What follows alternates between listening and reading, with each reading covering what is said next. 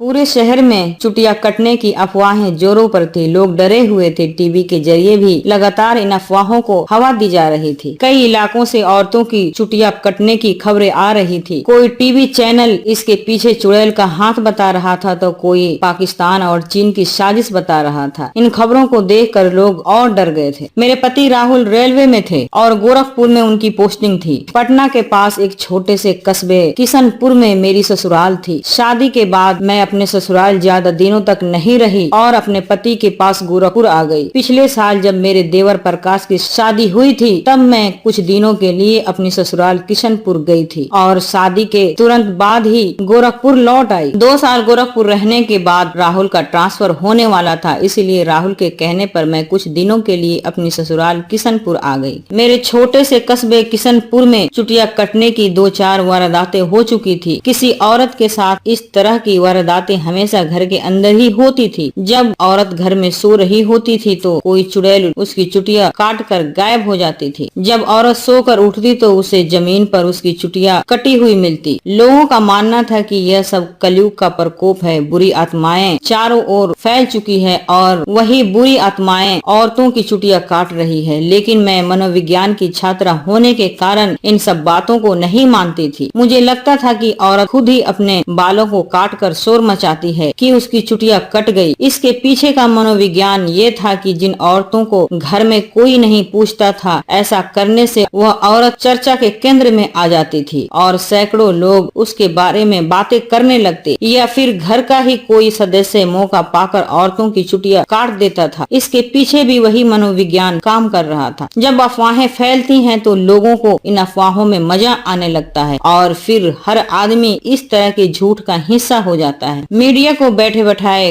काम मिल जाता है और टीआरपी के चक्कर में ऐसी अफवाहों से लोगों को सचेत करने के बजाय मीडिया खुद ही अफवाहों का बाजार गर्म करने में लग जाती है। किशनपुर के मेरे छोटे से कस्बे में ही 4 वारदातें हो चुकी थी। मेरे पति 3 भाई थे और तीनों ही बाहर रहते थे। घर में मेरी बड़ी जेठानी कुसुम, मेरी देवरानी नेहा और मेरी नंद प्रीति के अलावा मेरी बूढ़ी सास रहती थी। मेरे जेठ विजेंद्र ट्रांसपोर्ट का बिजनेस करते थे, इसीलिए वो घर पर कम ही रहते थे। मेरे देवर प्रकाश पटना में रहकर जॉब कर रहे थे और शनिवार इतवार को घर आते थे। राहुल की जब तक नई जगह पोस्टिंग नहीं हो जाती मुझे किशनपुर में ही रहना था, इसीलिए मैं गोरखपुर वाला किराए का मकान पूरी तरह खाली कर किशनपुर आ गई थी और यहाँ रहकर राहुल के ट्रांसफर का इंतजार कर रही थी। घर में कुल मिलाकर 3 ही कमरे थे, इसीलिए मेरे किशनपुर आ जाने से घर छोटा पड़ गया था। बरसात के बाद घर में कंस्ट्रक्शन का काम होना था। घर के बाहरी हिस्से में ईंटें, बालू और सीमेंट रखे हुए थे, इसीलिए मेरी सास घर के आंगन में बने एक कमरे में सोती थी। वह कमरा ऐसा था कि यहाँ कोई भी आसानी से पहुँच सकता था। दरअसल यह घर का वो हिस्सा था जो कभी बैठक हुआ करता था, इसीलिए मेरी सास के इस कमरे में कोई दरवाजा नहीं था। सोमवार से शुक्रवार तक नेहा सास के पास सोती। शनिवार को नेहा के पति प्रकाश घर आते तो 2 दिन नेहा और प्रकाश मेरे कमरे में रहते और इस बीच मैं अपनी सास के पास सोती। एक दिन पड़ोस से खबर आई कि जानकी चाची की चुटिया कट गई। पूरे किशनपुर में ये खबर आग की तरह फैल गई। लोग तरह तरह की बातें करने लगे और अभी मामला शांत भी नहीं हुआ था कि अगले ही सुबह पता चला कि मेरी देवरानी नेहा की चुटिया कट गई। वो सासू माँ के पास सो रही थी। सुबह उठी तो उसके बाल पलंग के नीचे बिखरे हुए थे। मेरी सास डर के मारे रोने लगी थी। मेरी जेठानी सासू माँ को संभालने में लगी थी। घर में दिन भर लोगों का जमावड़ा लगा रहा। इस घटना के बाद मेरी सास पूरी तरह से धार्मिक हो गई। वो सुबह सुबह उठकर भजन करती, घर के कुल देवता को भोग लगाती और दोपहर तक रामचरित्र मानस खोलकर बैठी रहती। दोपहर के बाद थोड़ा सा खाना खाकर वो सो जाती और फिर शाम होते ही उनके अंदर का भक्त जग जाता और वो फिर से भजन में लग जाती। शनिवार को प्रकाश घर आया तो नेहा और प्रकाश दोनों मेरे कमरे में चले गए और रात को मुझे अपनी सास के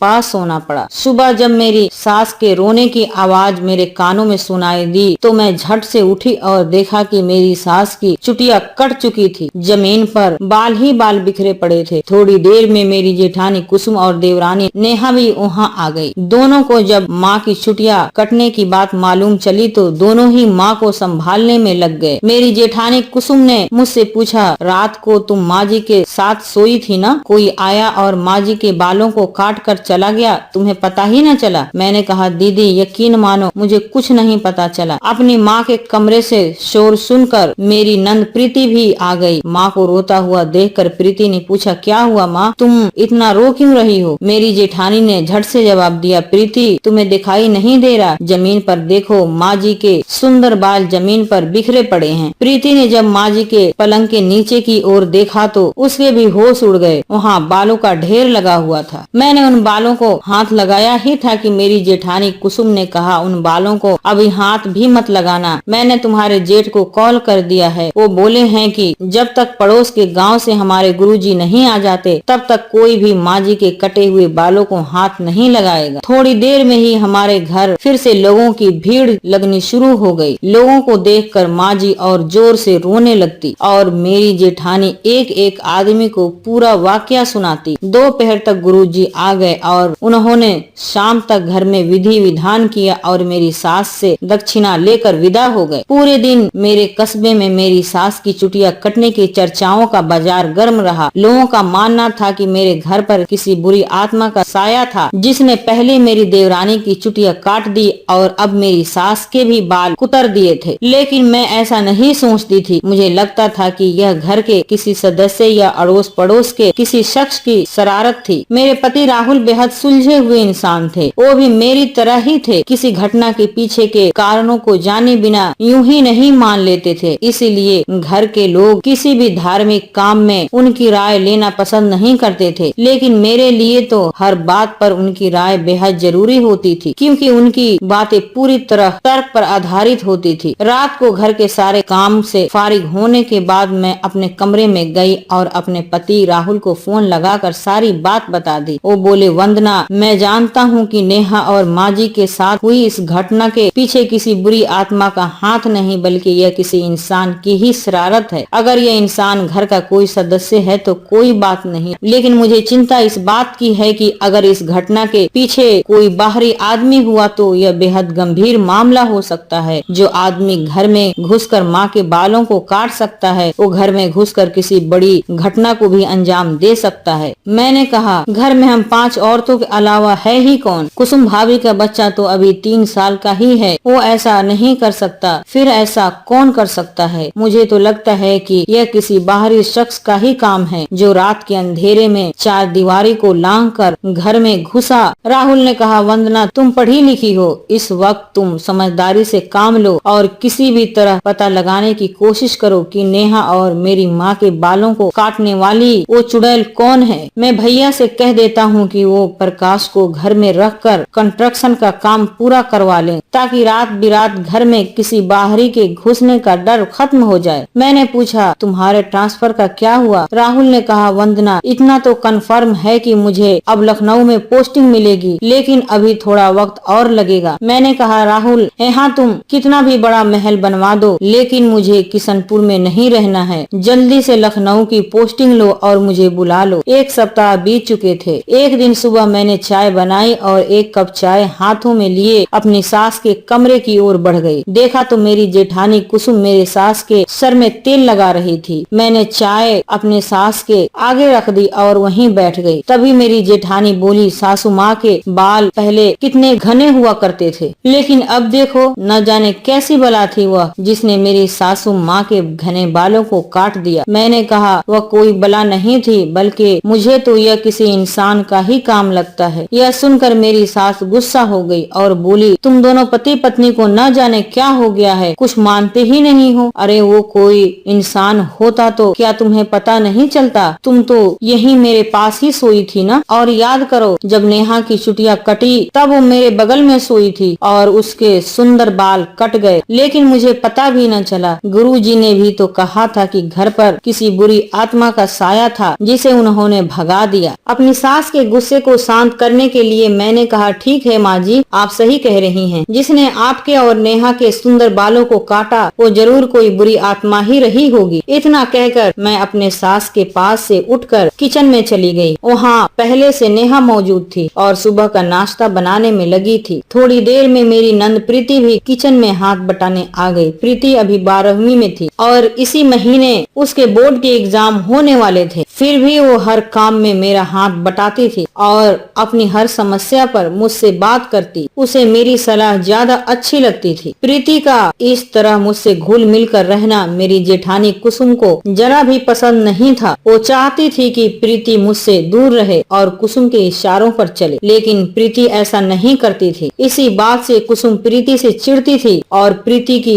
मामूली गलतियों पर भी उसे डांट दिया करती या माँ जी से शिकायत लगा देती। घर में हुई दोनों वारदातों को लेकर प्रीति कंफ्यूजन में थी। वो अपनी माँ और अपनी बड़ी भाभी की बातें सुनती तो उसे लगता कि सच में घर में किसी बुरी आत्मा का वास हो गया था, लेकिन जब वह मेरे पास आती तो मेरी बातें सुनकर उसे लगता कि इसमें किसी इंसान का ही हाथ हो सकता है। अगली सुबह हम तीनों किचन में ही थे कि मेरी जेठानी सज धज कर तैयार नजर आई। थोड़ी देर में वो किचन में दाखिल हुई तो मैंने मजाक के अंदाज में पूछा, क्या बात है भाभी, लगता है आज बड़े भैया घर आने वाले हैं। लेकिन मेरी बात पर मुस्कुराने की बजाय वो गुस्से में बोली, वंदना और नेहा, किचन में तुम दोनों से काम नहीं हो पाता तो मुझे कह दिया करो, मैं किचन का सारा काम अकेले ही कर दिया करूंगी। किचन में अपने साथ लगाकर इस लड़की की जिंदगी बर्बाद मत करो। प्रीति के बोर्ड के एग्जाम शुरू होने वाले हैं, इन्हें तो इस वक्त पढ़ाई करनी चाहिए। नेहा और मुझे फटकार लगाने के बाद मेरी जेठानी ने प्रीति को भी डांट लगा दी। वो बोली, प्रीति तुम्हारे बोर्ड के एग्जाम शुरू होने वाले हैं, तुम्हें तो पढ़ाई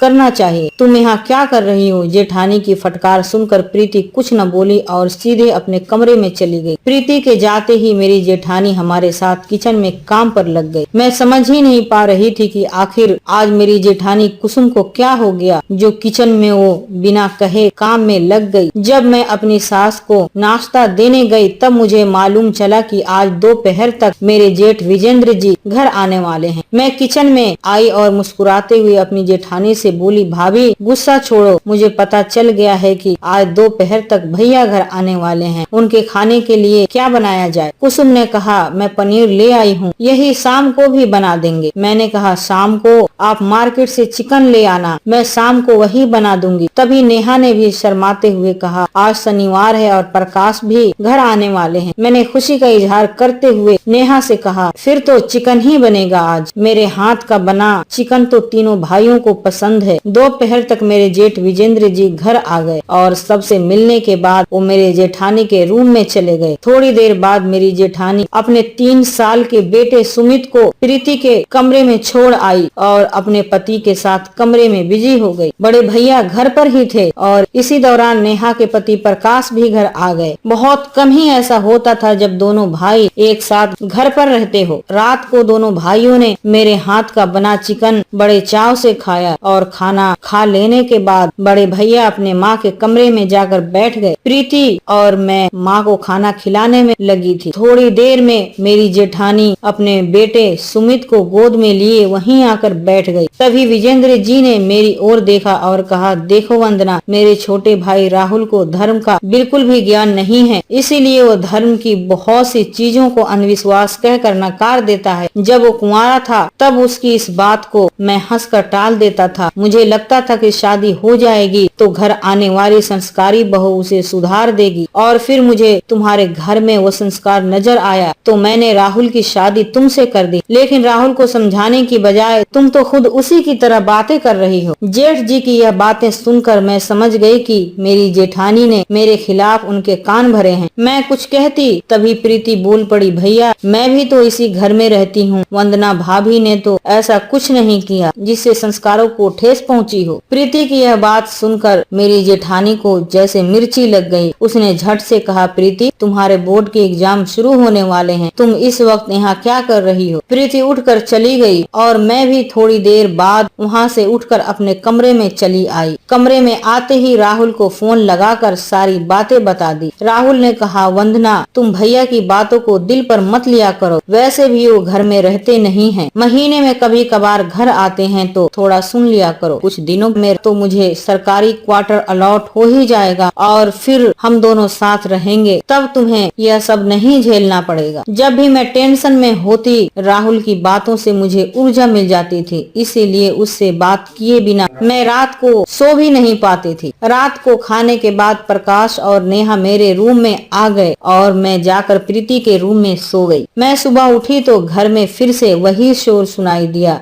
मैं कमरे से बाहर निकली तो पता चला कि रात को प्रीति अपनी माँ के पास सो गई थी और सुबह उठी तो चारपाई के नीचे उसकी कटी हुई चुटिया पड़ी थी। घर में फिर से लोगों की भीड़ जमा होनी शुरू हो चुकी थी। इस बार घर में मेरे जेठ और देवर दोनों मौजूद थे। विजेंद्र जी ने तुरंत प्रकाश को गुरुजी को बुला लाने बगल वाले गांव में भेज दिया और 1 घंटे बाद ही गुरुजी घर आ गए। गुरुजी ने आते ही पूछा, क्या इस बीच घर में किसी ने मांस मछली खाया था? गुरुजी के मुंह से इतना सुनते ही मेरे जेठ विजेंद्र जी ने अपने माथे पर हाथ रख लिया और बोले, कल रात ही इस घर में चिकन बना था। विजेंद्र जी की इस बात पर गुरुजी बेहद नाराज हुए और बोले, तुम दोनों ने खुद से मुसीबत मोल ले ली, अब मैं कुछ नहीं कर सकता। गुरुजी की इस बात को सुनकर मेरे जेठ ने उनके सामने हाथ जोड़ लिया और मेरी सास भी जोर जोर से रोने लगी। तब गुरुजी थोड़ा शांत हुए और बोले, देखो, बुरी आत्माओं से कभी भी खिलवाड़ नहीं करना चाहिए। मैं एक बार और प्रयास कर रहा हूँ, लेकिन इस बार तुम लोगों ने फिर से ऐसी गलती की तो यह बुरी आत्मा मेरे काबू से बाहर हो जाएगी और फिर यह बात सिर्फ चुटिया कटने तक सीमित नहीं रहेगी, बल्कि इस घर में किसी न किसी की अकाल मृत्यु हो जाएगी। गुरुजी ने पूरे घर में शाम तक विधि विधान किया और जाते समय भैया से मोटी दक्षिणा लेकर चले गए। गुरुजी के जाते ही मेरी सास और मेरे जेठ ने मुझे जी भर कर कोसा, क्योंकि उन्हें मेरी जेठानी ने बताया कि घर में चिकन बनाने का आइडिया मेरा था। मेरे जेठ ने कहा, वंदना, क्या अब भी तुम्हें यह सब किसी इंसान का ही काम लगता है? तुम्हारी वजह से मैं घर में किसी की अकाल मृत्यु नहीं चाहता, इसीलिए तुम कुछ दिनों के लिए अपने मायके चली जाओ। जेठ की इस बात से मेरी सास भी सहमत थी कि मैं कुछ दिनों के लिए अपने मायके चली जाऊं,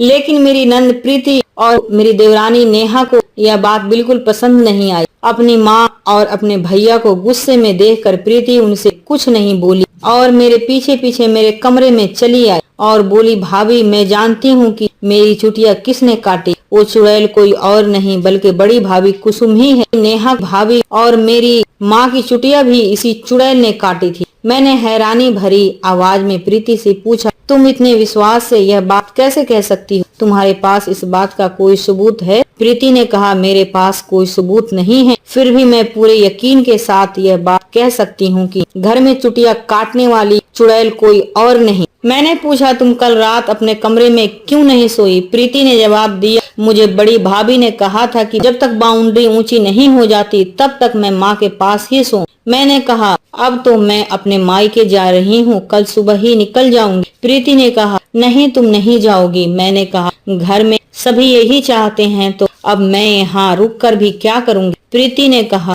अगर मैं भैया से कहूँ कि वंदना भाभी के चले जाने से मुझ पर काम का बोझ आ जाएगा, मेरे बोर्ड के एग्जाम होने तक वंदना भाभी को मायके मत भेजो तो वो मान जाएंगे। मैंने कहा, लेकिन तुम्हारी बड़ी भाभी तो ऐसा होने नहीं देंगी। मैंने अपनी बात खत्म की ही थी कि तभी दरवाजे से मेरी जेठानी कुसुम की आवाज आई, प्रीति, तुम्हारे बोर्ड की एग्जाम है, तुम इस वक्त वंदना के रूम में क्या कर रही हो? अपनी बड़ी भाभी की आवाज सुनकर प्रीति बाहर की ओर निकल गई और प्रीति के जाते ही मैंने राहुल को फोन लगाकर सारी बात बता दी। राहुल ने कहा, वंदना, तुम कहीं नहीं जाओगी, मैं अभी भैया से बात करता हूँ। मैंने कहा, राहुल, तुम भैया से कुछ मत कहो और मुझे मायके जाने दो। जब तुम्हारी लखनऊ में ट्रांसफर हो जाए तो मुझे वहीं बुला लेना, मैं अब लौटकर कभी किशनपुर नहीं आऊंगी। राहुल ने कहा, वंदना, कुछ दिनों में चुटिया कटने की अफवाहें खत्म हो जाएंगी और लोग भूल जाएंगे, उसके बाद तुम कभी भी घर की चुड़ैल को नहीं पकड़ पाओगी, इसीलिए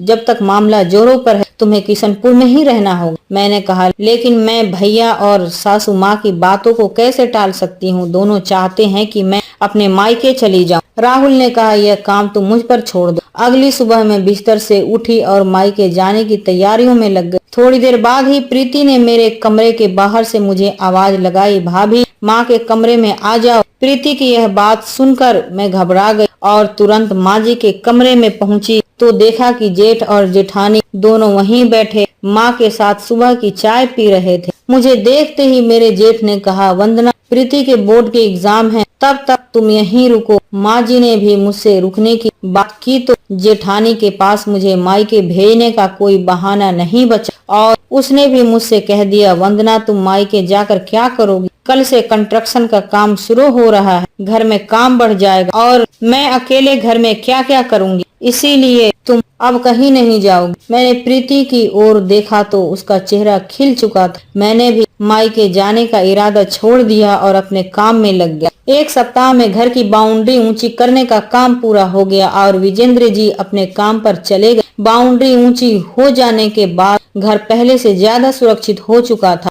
अब कोई बाउंड्री को पार कर घर में नहीं घुस सकता था। एक दिन प्रीति का ऑमलेट खाने का मन हुआ तो मैंने साफ इनकार कर दिया, लेकिन वो नहीं मानी तो मैंने उससे कहा कि जाकर दुकान से अंडे ले आओ, मैं ऑमलेट बनाकर तुम्हारे कमरे में पहुंचा दूंगी, लेकिन ध्यान रहे कि इस बात की तुम्हारी माँ और भाभी को बिल्कुल भनक नहीं लगनी चाहिए, वरना घर की चुड़ैल फिर से जिंदा हो जाएगी।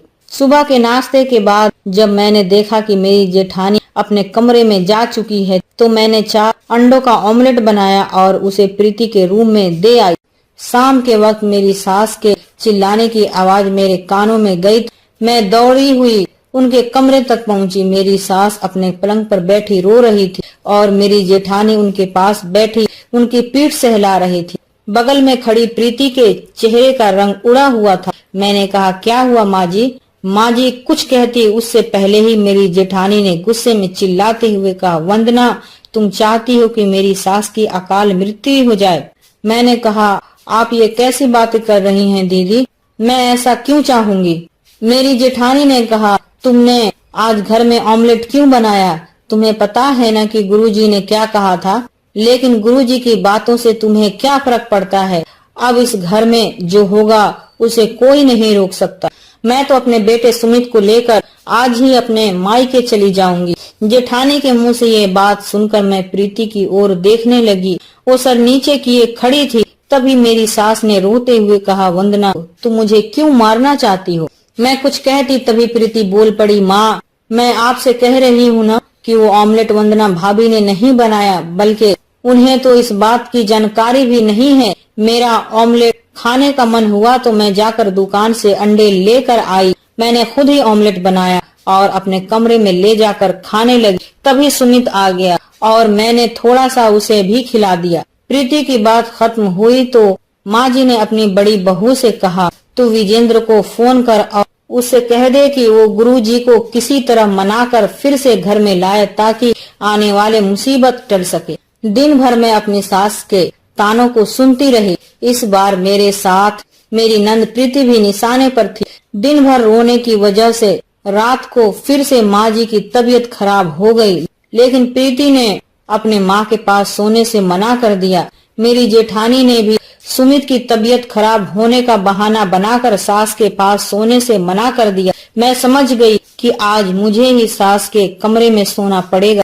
रात को राहुल से बात करने के बाद मैं अपना बिस्तर लेकर अपनी सास के कमरे की ओर जाने लगी। तभी प्रीति अपने कमरे से निकली और मेरे करीब आकर धीरे से बोली, भाभी आज की रात चौकन्ना रहना, चुड़ैल को मौका मिल गया है। मुझे लगता है कि आज रात तुम्हारी छुट्टियां कटेगी। प्रीति नहीं जानती थी कि आज की रात मैं पूरी तैयारी करके सास के कमरे में जा रही थी। यह मेरे लिए चुड़ैल को पकड़ने का मौका था। मैंने अपनी सास को रात की दवा खिलाई और उनके बगल वाले पलंग पर अपना बिस्तर कर लेट गई। मैं जानती थी कि यह सब मेरी बड़ी जेठानी कुसुम का ही काम है। मुझे पता था कि मेरे गहरे नींद में होने के बाद कुसुम आएगी और कैंची से मेरी चुटिया काट कर निकल जाएगी। मैं इसके लिए पूरी तैयारी करके आई थी। देर रात जब अपनी सास को गहरी नींद में देखा तो मैंने अपने बालों को कस के बांध लिया और गहरी नींद में सोने का नाटक करने लगी। तभी मुझे पैरों की आहट सुनाई दी और फिर मेरे सिर के ओर कुछ हलचल महसूस हुई तो मैंने झट से उसका हाथ पकड़ लिया और लाइट जला दी। बल्ब की तेज रोशनी जब चुड़ैल के चेहरे पर पड़ी तो मेरे होश उड़ गए। यह मेरी देवरानी नेहा थी। मैंने झट से उसके हाथों से कैंची छीन ली और उसे अपने तकिए के नीचे छुपा दिया। तभी मेरी सास जग गई और नेहा को वहाँ देखकर बोली, नेहा तुम इस वक्त यहाँ क्या कर रही हो? नेहा कुछ बोल पाने की स्थिति में नहीं थी। उसकी इस हालत को देखकर मैंने अपनी सास से कहा, नेहा के सिर में दर्द था तो मुझसे दवाई मांगने आई है। नेहा चली गई और मैं अपनी जगह बैठी नेहा के बारे में ही सोचती रही। मैंने अनजाने में अपनी जेठानी कुसुम को ही चुड़ैल समझ लिया था, लेकिन चुड़ैल तो नेहा थी। अगली सुबह मैं किचन में गई तो नेहा वहाँ पहले से मौजूद थी। मेरे जाते ही नेहा ने दोनों हाथ जोड़ लिए और बोली, मुझे माफ कर दो दीदी। मैंने पूछा, तुमने ये सब क्यों किया? नेहा ने कहा, मेरी पिछले साल ही शादी हुई थी और जब मैं यहाँ आई तो मेरी सास और मेरी जेठानी कुसुम ने मेरे साथ अच्छा सलूक नहीं किया। वो मुझे दहेज को लेकर ताने मारते थे और दिन भर काम करने के बाद भी वो लोग मुझे कामचोर कहते थे। कई बार मेरे हाथ का खाना मेरे मुंह पर फेंका गया, लेकिन मैं सब कुछ सहती रही क्योंकि मेरे पति प्रकाश को अपनी माँ और भाभी की गलती नजर नहीं आती थी। तब तुम अपने पति के साथ गोरखपुर में रहती थी और जब पिछले महीने तुम यहाँ आई तो मुझे थोड़ी सी राहत मिली और इसी दौरान किशनपुर में चोटी कटवा वाला शोर भी फैला हुआ था। मैंने इसी का फायदा उठाया और सबसे पहले मैंने अपने बाल काटे ताकि किसी को मुझ पर शक न हो। मैंने पूछा, तुम्हारे साथ कुसुम और सास ने बुरा बर्ताव किया था तो तुमने प्रीति और मेरे बाल क्यों काटे? नेहा ने कहा, जब मैंने अपने और अपनी सासू माँ के बाल काट दिए थे तब घर में सबसे ज्यादा बेचैन कुसुम और सासू माँ ही थी।